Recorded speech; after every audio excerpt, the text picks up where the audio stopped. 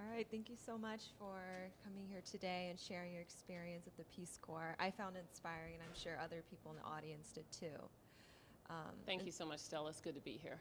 Yeah, and to start off with, what would be your key take-home message of your speech? So I'm a big proponent of service abroad and having an experience that involves our living outside of our comfort zone. Now, it doesn't necessarily have to be overseas, because the majority of us are not going to be able to do that. And I did mention that, there are, lots of opportunities to be able to serve and give back right here in this country. But I think that we'll get to know the world around us better if we venture out.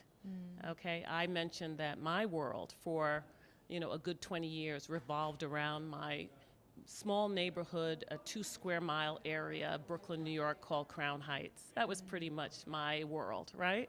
Maybe I'd venture into Manhattan or Queens, but it was pretty much that area of Brooklyn.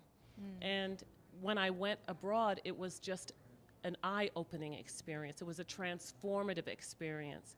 And I was never the same after it. And I think that I have a respect for people who come to this country from other places because of how I was welcomed and treated when I went abroad. Right, and just to build off on that, the biggest vivid memory I got from your talk was that image of you gathering water from the river. Like, that's so different. What people here would never experience in the States. Right. I mean, there were a lot of things like that. I mean, I learned how to walk. How about that? Why? Because I had to walk several miles to get to the bus, or we called it a matatu, which is like a minivan, to get into the town. So I learned how to pack lightly. I learned how to take my time. And as I was walking to the several miles to the bus, I would greet every neighbor that I passed.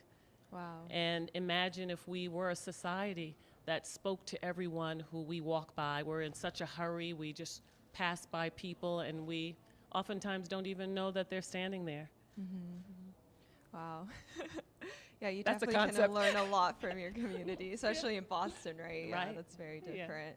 I want to peel a little bit back in time, because I can really sense from you a deep commitment to community service, and I'm sure people watching your talk will feel it too. Is there like a mentor or perhaps something sparked that early on that have instilled that within you? So that's a fair question, Stella, and it's not that I arrived at this completely by myself.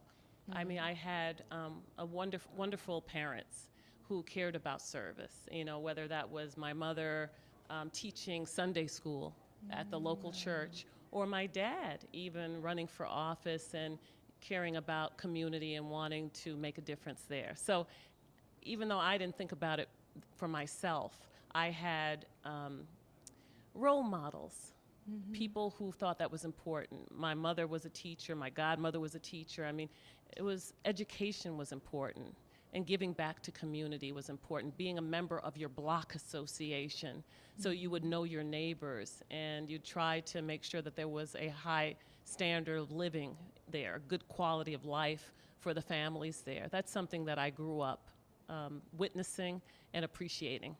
Oh, that's great. And that's even more important for future generations to continue that commitment to community service and potentially pass it down to their children. Oh, I think that's an astute observation, and I did not talk about that in my talk. I couldn't talk about everything, but I think passing it down to generations, and you saw that I was trying to kind of give a message to our young people, if I may say. I was trying to do that just to say I want them to know that they are appreciated, and I want to encourage them. And I want to say that service is not just for those with a college degree or those who are affluent. Service is for anyone.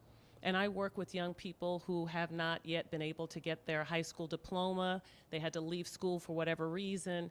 And I value their service just as I would value the service of any other young person. Great. Well, I hope people listening in right now and who watch your talk will get that kick to go and join their local nonprofit and make a difference wherever they are. Thank you so much, Stella. Thank you. Thanks.